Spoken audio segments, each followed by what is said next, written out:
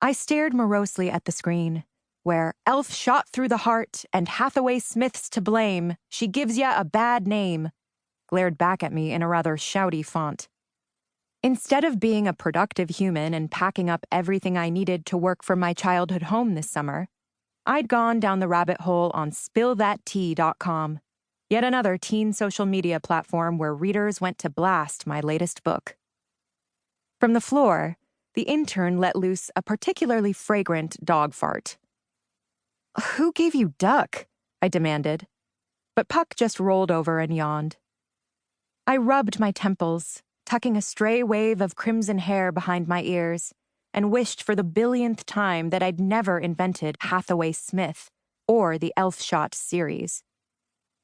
Through the glass panels of my office, I spied Ian, my business partner, and Mateed Matheson, our accountant, squaring off, their gazes set to stun mode. Like the other handful of employees of Valhalla Lit, I politely pretended not to notice the tender shoots of hipster lust blossoming before our eyes. That, and I didn't want to be collateral damage of that doomed relationship.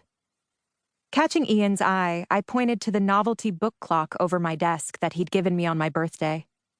He nodded and said something to Mateed that was no doubt both pithy and flirty, and strode purposefully toward my office. After he closed the door, I asked, "Do I have to remind you it's not a great idea to badger or bed the person who keeps our books?" Ian sighed dreamily. "She is a force of nature." "What is it with you and French women? Is it the way they tie scarves? Because I'll grant you that's pretty impressive." "That obvious?" Ian didn't even feign sheepishness. It would have looked all wrong on him anyway. A good-looking man with chestnut hair and eyes the color of shamrocks, Ian had that capable woodsman meets urban hipster vibe. And it was working for him. At least for 99% of the female population. Ian and I were strictly in the friends who do not take each other's clothes off zone. "She used to be a yoga instructor before she got her CPA," Ian said wistfully. "Can you imagine how smart and bendy she must be?" You know how I always say you need to find some guy friends? This is one of those instances where a dude wouldn't feel obligated to punch you on account of the girl code. He snorted. "How are we looking? I haven't had a chance to go through this quarter's numbers yet."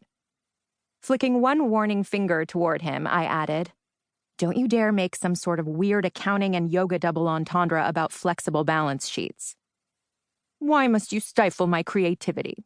Ian pouted, then continued. "The books are fine. I think we can make those upgrades to our firewalls this quarter, maybe even upgrade the hardware." "The duct tape on your laptop is getting rather ratty," I agreed. "Speaking of books, can we talk about yours?" "Why are you so bad at conversational transitions?" "Because I've spent 2 decades getting by on my looks and uncanny ability to quote movies from the 80s, he offered, not the least bit chagrined. "I'll remember that the next time I need a Lost Boys reference." "You're stalling." He had me there. "Fine. The beginning's not terrible, but I can't figure out how to move forward. Forget about an ending after the last one." I trailed off. "Barnes, how many times do I have to remind you that you can't please everyone? You did the right thing. Readers are a fickle bunch. The critics loved you." "Critics don't buy books.